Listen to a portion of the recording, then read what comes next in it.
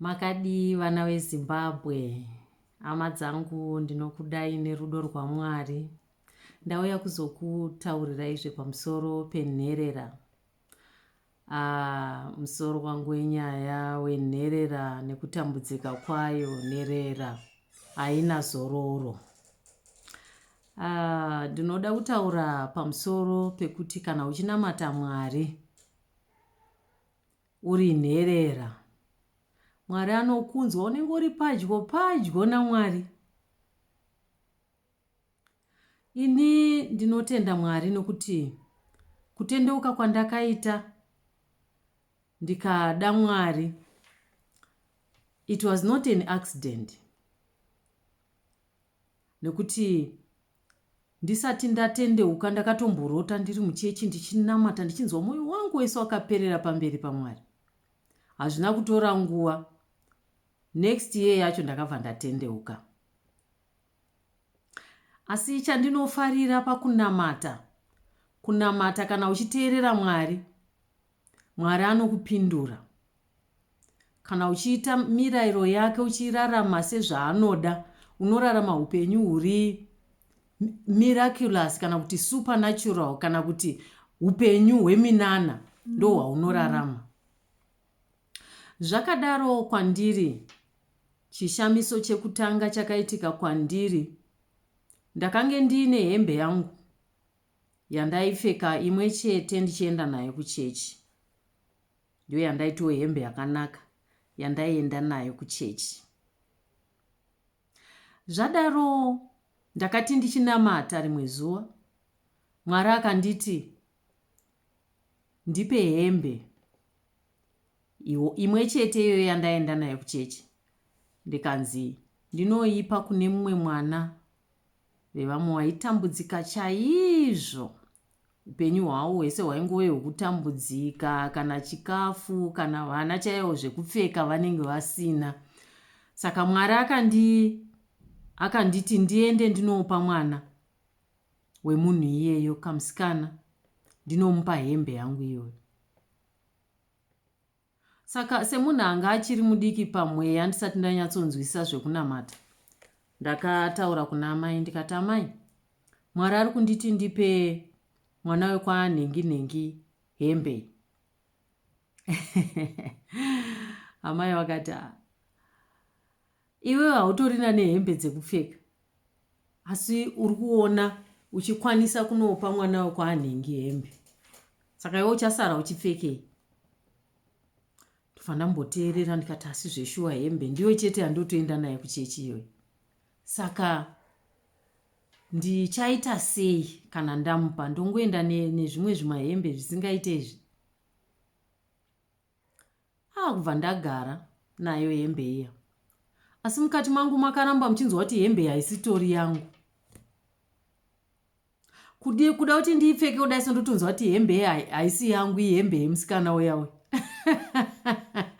Mwari so zvaanoita, kutonzwa kuti hembe izveshuwa haichaiti kuti ndiipfeke. Kusvika ndaunzwa kuti zvaakundiremera manje. Hembe yapa ndiri kuiona, ndiri kutoiona yakapfekwa nekamwana kaya kamusikana kaya. Saka ndakazongoshinga rimwe zuva, ndobva ndapeta hembe iya vandaiisa muplastic, vandaenda nayo, ndobva ndanomupa mwana uya. Tikati hembe. Kungoteerera kwandakaita Mwari ikoko, ndakatodenha Mwari. Ndakaita Mwari zvaaida, Mwari akachitanga kundiitira zvinoshamisa. Hama dzangu, ndakandiri nherera asi ndaipfeka hembe dzakanaka, dzakawanda kudarika vamwe wakanga vaina mai nababa, nekuda kwekungoteerera Mwari chete. Nekuti pandakanamata kudaro, hembe iyoyo pandakaitora ndichiinamatira ndichibva ndaenda kunopa mwana uya, Mwari akabva amutsa mumwe munhu. Ndaifanira kunge ndaenda kubig Sunday, musi Sunday yacho iyoyo, asi handina kuenda nokuti ndandisina mari yebhazi. Ndobva ndati handisi kuenda kubig Sunday. Mwari akashandisa mumwe munhu, ndikaigirwa bhegi. Wakaenda kubig Sunday ndo wakatondiigira bhegi iroro, ranga rakazara hembe. dzakanaka. Pandapiwa hembe dziya hanzi ndapiwa hembe idzi kuti ndiuye ndikupe nebhegi iroriri, hanzi ndedzako. Ndakafara. Ndikati asi Mwari munoshamisa. Saka mainditi ndipe hembe 1 year kuti mundipe hembe dzakawanda kudai dzakanaka. Dai pamwe ndisina kuteerera Mwari zvaisaitika.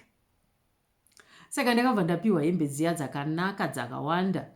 Asi mubhegi iroro Mwari akanditi idzi ndedzako. Iyi unopa nhengi, iyi unopa nhengi, iyi unopa nhengi. Kwakutogovera vamwe dzandapiwa naMwari idzodzo achindiudza kuti idzi unopa nhengi, iyi unopa nhengi, iyi unopa nhengi, ndokusara nedzimwe. Mwari anoshamisa. Mapindurirwo andaitwa naMwari anoshamisa. Ndosaka ndichiti inini zvakandiomera kuti ndirambe kuti Mwari hako. Nekuti kunyange kana kutendeuka kwandakaita chaiko yakave emiracle. Handakudzai kuti takandisinganamaitire chero sadza chairo. Saka kutendeuka kwandakaita inini ndakakokewa zvikanzi handei kuEaster. Ndikati kuEaster kwaitofanira kukwirwa bhazi kuendako. Ndobva ndamboti tinoenda. Kutaura chokwadi ndakandine mari yaikwanisa kuendako. Ndakandamboita mari kicho angu. Mari yangu yaikwanisa kuti ndiendeko nekudzoka. Asi ndakatanga kufunga kuti mari yangu ndotora mari yangu ndinhengirine ndiendese kumusangano. Ndosara ndisina mari. Inini hakana. Handichaendi. Saka ndakazonzi nevamwe baba munini, iwewe kuti usare wega panapa paEaster vamwe wako wese vachienda hazviite, ndokupa mari yokuti uende kuEaster. Mwari akangoshandisa baba munini wavo. May his soul rest in peace. Baba munini vavo vakandipa mari zvechokwadi. Asi ndapiwa mari iyi ndakabva ndanyatsochita serious. Ndikati ndikupiwa mari yekuenda. Ini handisuda zvekungoenda. Mwari pandiri kuenda kuEaster apa ndinoda kuti muzviratidze kwandiri. Kana mukasazviratidza kwandiri Mwari, chero munhu akabva kuAmerica akabva kupa achindiudza kuti kuna Mwari, handisi kuzotenda. Nokuti ndaneta nevanhu vanotaura kuti Mwari muriko. Asi handisati ndamboona chinoratidza kuti Mwari muriko. Munamato iwo wandainamata ndiri pai? Muchikute chekugezera, munonzi muchibathing, munoziva zvibathing zvekumusha zviya. Ndo mandakapfugama imomo ndikanamata ndichirevesa. Mwari zviratidzei kwandiri pandiri kuenda kuEaster. Mukasazviratidza kwandiri handifi ndakatendazve mumunhu kuti andiudze kuti kuna Mwari. Nokuti ndaneta nekunzwa vanhu vanotaura kuti Mwari muriko, asi handina chinondiratidza kuti zveshuwa Mwari muriko. Ndo munamato wandakanamata. Mwari akanzwa munamato iwoyo akauremekedza. Pandakaenda kuEaster, vakatanga vanhu vachiimba.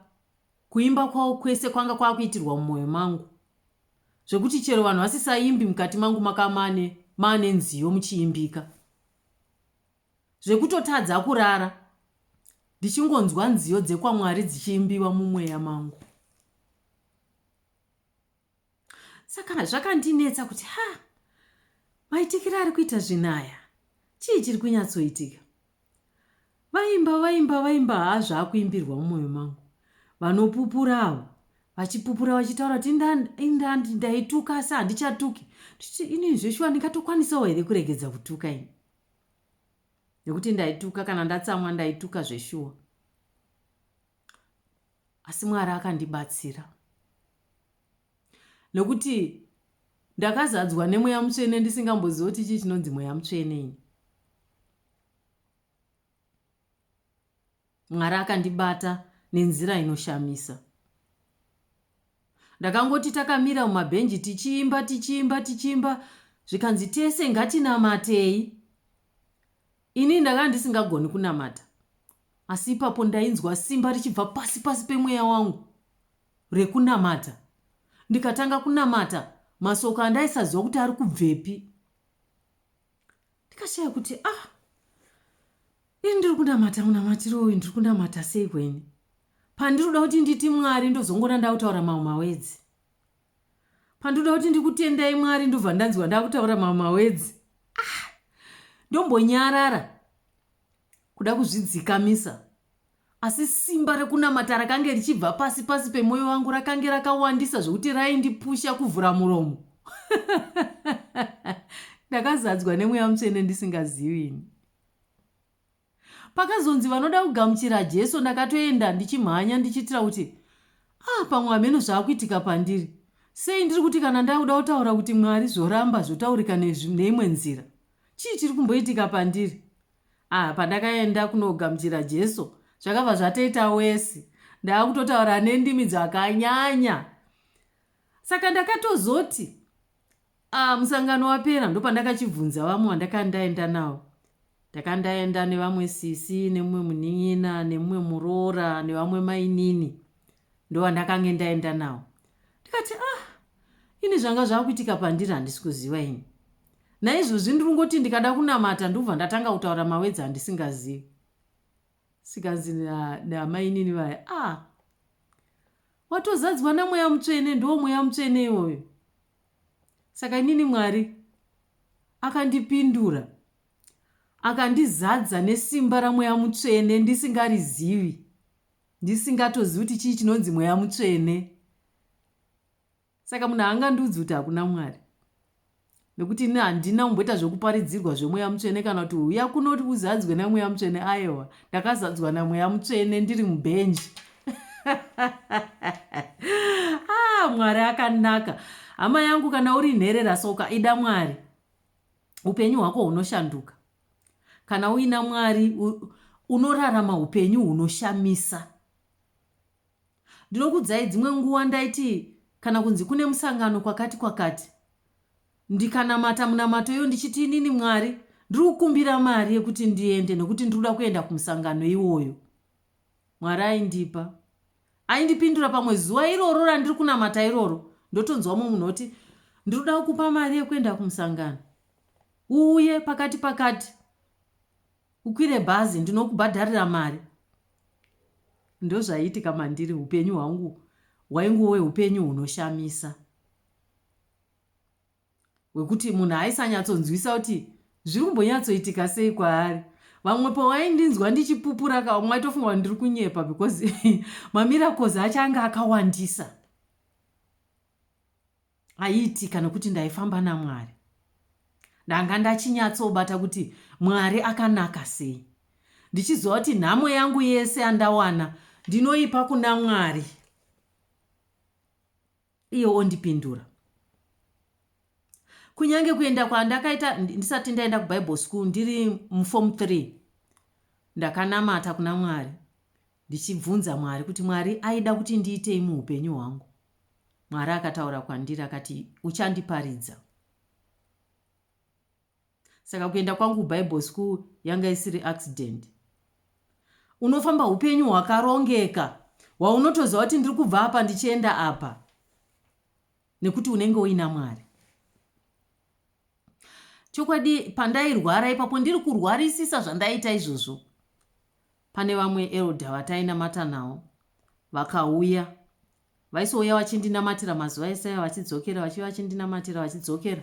Vati musi iwoyo wakauya wakati ndinoda kutaura nemi Sister Phillis. Mwari akataura kwandiri, apa ndiri kurwara. Mwari akanditi inini ndikubhadharirei mari yekuti muende kuchikoro, kuBible school.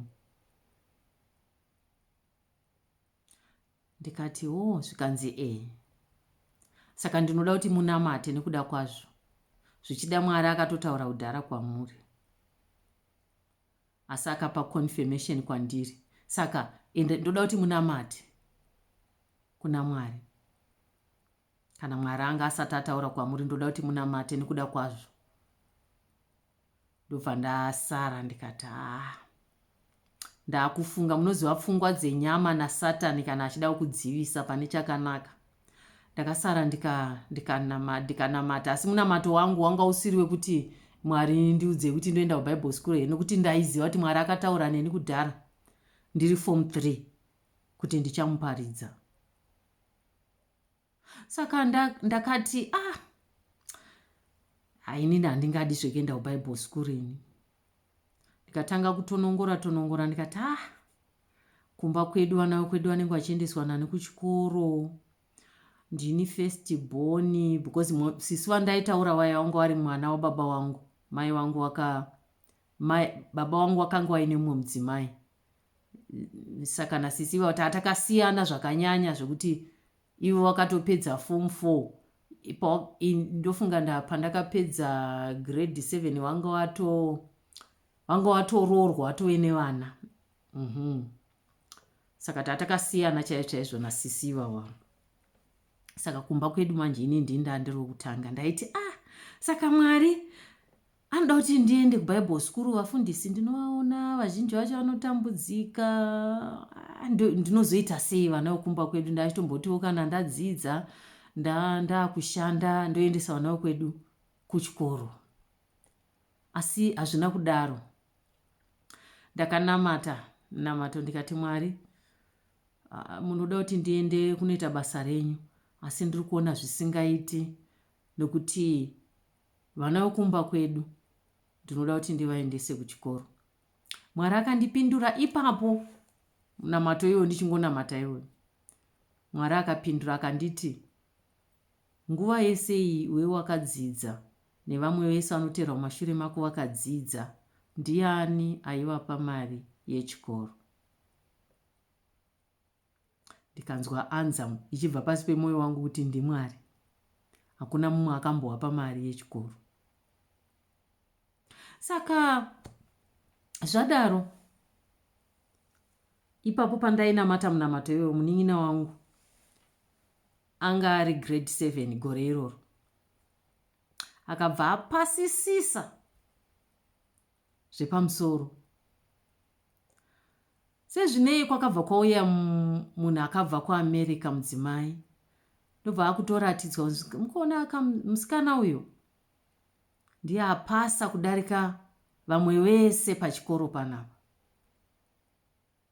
Asi unfortunately baba wake vakashayika. Mukadzi uya wekuAmerica akati ndipei zita rake neseneme yake. Vakabva vadedza munin'ina wangu akatombotaura naye. Akati, I want to pay school fees for you. Ndoda kukubhadharira mari yechikoro kusvikira ufunde kusvika paunoda. Mwari zvaanoita. Saka ndakabva ndaona kuti anza yangu ndabva ndapiwa. Zviya zvandandichiti Mwari ndoita sei, ndoregedza kuenda kubasa renyu nokuti ndoda kuti vana vekumba kwedu vaende kuchikoro. Mwari akabva aunza munhu. Akationa kuti unozvenga uchienda kupi? Ndakuti ita zvakati, unofanira kuita izvozvo. Saka munin'ina wangu chokwadi akapiwa mari yechikoro. Aifanira kudzidza paaida pachikoro chaaida, asi zvandinotaura zviya kuti nherera haina zororo. Kana ndiSatani akabva apinda muna headmaster uya wepachikoro ipapo. Kwaakubva ati tsamba yakanyorwa yekutanga ndo yatakaona chete. Hatina imwe tsamba yatakazomboona futi yakazonyorwa nemurungu iye wekuAmerica. Hatina. Akabva achitanga kutaura naye iye headmaster.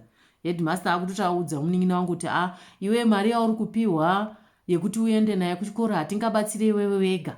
Taakubatsirawo nevamwe vana vechikoro, vamwe vasinawo vanoda kubatsirika. Saka munin'ina wangu akazongodzidzawo pachikoro ipapo, panzvimbo yekuti aende paboarding school kana pachikoro chimwe chakanaka. Hazvina kuzoitika saizvozvo. Akazongodzidza pachikoro ipapo, asi still akabudirira zvake akapasa masubjects ake. Asi hazvisirizvo zvakange zvakarongwa nemurungu iyeyo. Nanhasi uno hatina kana kukwanisawo kutenda murungu iyeyo kuti makaita henyu, nekuti tanga tatorasa macontacts kudhara, anga akungotaura nani naheadmaster vaya. Kana usina anokumiririra, nherera haina zoro, zvese zvinongombunyikidzwa nekuti uri nherera. Hauna anogona kukumiririra kana uri nherera.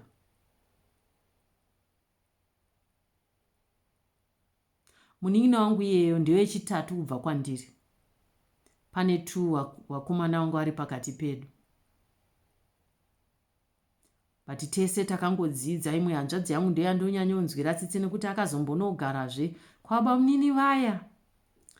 Anga aine nhoroondo dzakaoma dzaakasangana nadzo.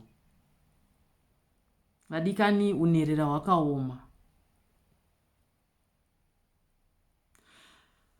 Asi Mwari akanaka. Mwari ane tsitsi. Munin'ina wangu iyeyo, tingati tingori vasikana 2 nekuti tanga ndine hanzvadzi 4. 1 wachona takarasikirwa naye, asi anga atokura atoroora. Asi pamunin'ina wangu iyeyo neni, Mwari anoita zvinoshamisa, nekuti munin'ina wangu iyeyo ndakamurera musoko raMwari. Ndikamugamuchidza Jesu, ndikamuita kuti azadzwe naMweya Mutsvene, ndakafamba naye ndichimurera muna Mwari. Saka Mwari haana kutinyadzisa. Ini ndakaroorwa ndikachata. Munin'ina wangu iye akaroorwa akachata. Chinzwa zvoita nyika. Hanzi havachabatiki. Ndimai vangu ivo vaitaurwa. Havachabatiki kana kutaura nemunhu, vari kutaura nemunhu. Waakuita zvekufamba nekuseri kwetsoka. Nekuti vana vese varoorwa vabva vachata. Asi ndoka aya mahure amaiti vana vanokura vasina baba, vanongoita mahure. Kana uina Mwari, une pekuzembera, une bako rekuhwanda. Kana uina Mwari, hakuna chinokuvinga, nekuti Mwari anokurwira. Mwari akanaka. Kana uripo nherera, ndoda kukupa kurudziro yekuti tsvaka Mwari. Bhaibheri soko raMwari kuti tsvakai Jehovha achawanikwa. Danai kwaari achiri pedyo. Kune nguva yekudana kuna Jehovha. Koita nguva yaanove kure, yokuti uchidana anenge asinganzwi. Uri nherera iwe. Ndoda kuti udane kuna Jesu. Udane kuna Jehovha achiri kukunzwa. Unamate kwaari. Uone upenyu hwako zvaunoita. Anobvisa rima oisa chiedza. Obvisa kusekwa okuisa kuremekedzwa pauri. Anobvisa kushorwa kwose okupfekedza kukudzwa. Mwari atinonamata ndiMwari anoshamisa. Mwari akatendeka, asingasiyi munhu akadaro. Zvaakazvitaurira achiti ndiri Mwari wechirikadzi nenherera, airevesa. Nherera iwe kumira pamadzirapo uchitaura kuna Mwari, Mwari hakusiye wakadaro. Baba munini vangu ivavo vandakambogara navo pandaitaura kuti ndainyora form 4 ndichida kuwedzera mamwe subjects. Baba munini ivavo vaigara vachinditi ambuya, hamuneti here kupopotera Mwari?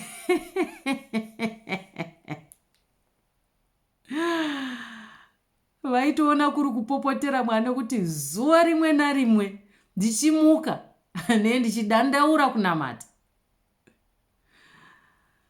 Madekwana ndichiti kunorara, inde ndichidandaura kunamata. Saka vaizonditi ambuya, hamuneti here kupopotera Mwari?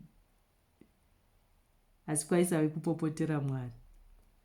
Nhasi unodai varipo vari vapenyu, vangadai vari kuti mwanangu, kunamata kwawakaita kwakakubatsira.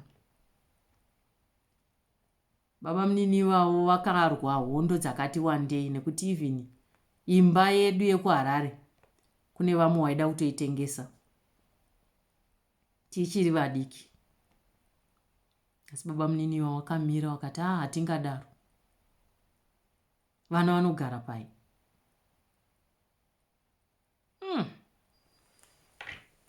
Hama dzangu, upenyu hweunherera hwakaoma, hunoda Mwari. Ndichirangarira baba munini wavo ndaakuvaoneka kuti baba munini ndaakuenda kuBible school, vakanditi mwanangu, nherera inozvichengeta yega.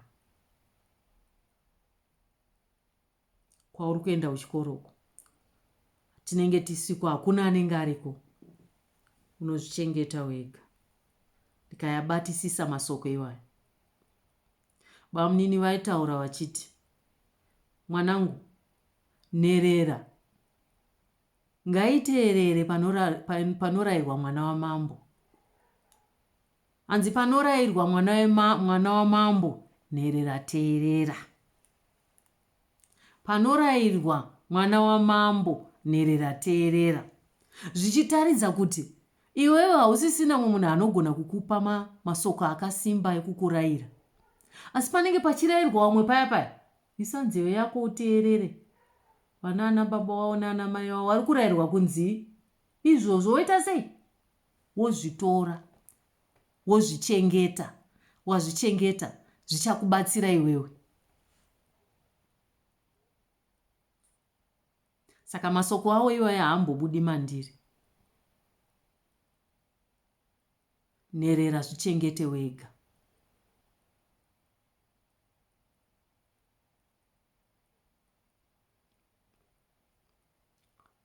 Vadikani, upenyu hweunherera hunorwadza. Asi kana uina Mwari, uri mukundi nekupfuurisa.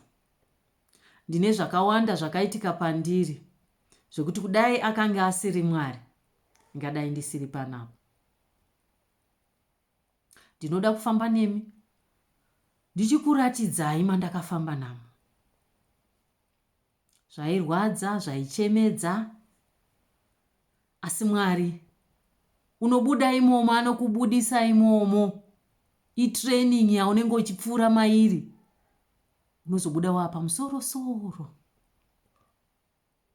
Mudikani, Mwari anokuda. Uri nherera zvakaitika, Satani akakutsvagira kuti utambudzike muupenyu hwako, ukure zvisina kutsarukana, uchishayiwa zvekudya, uchishayiwa zvekupfeka, uchishayiwa vanhu vanouyawo padhuze newe vachikupa masoko ekukurudzira. Ungori chiseko, chingosekwa, uchingotaurwa zvisingaite, uchinyarara. Asi Mwari haasi mutsauri wevanhu. Masikati ano kana uripo nherera iri kutambudzika, iri kudzungaira, uri kushaya kuti upenyu hunorevei, uri kushayiwa kuti panyika pakanakirei, uri kushayiwa dzimwe nguva nehope, uchifunga kuti ramangwana ako richavei. Ndinoda kutaura newe hama yangu, Mwari anokuda. Ukaisa upenyu hwako una Mwari uchashamisika kuti wabuda sei paya. Shumba dzanga dzakatarisana newe wadzikunda sei. Ndinoda kunamata newe mudikani. Ndinokuda nerudo rukuru. Ndinoda kuti ugamuchire Jesu saishe nemuponesi wako. Nekuti Bhaibheri soko raMwari rinoti, Mwari akada nyika nekudaro akaipa mwanakomana wake mwoga, kuti ani naani anotenda kwaari arege kufa, asi ave neupenyu husingaperi. Mwari akada nyika nekudaro akaipa mwanakomana wake mwoga, kuti ani naani anotenda kwaari arege kufa, asi ave neupenyu husingaperi. Upenyu husingaperi unohwana muna Jesu. Kunyaradzwa kweupenyu hwako unokuwana muzita raJesu. Upenyu hwakanaka hunodikanwa naMwari kuti urarame unohuwana chete kana wapinda muna Mwari. Ndinoda kuti ugamuchire Jesu saishe nemuponesi wako. Kuti Ishe Jesu, ndinokutendai nokuti makandifira pamuchinjikwa.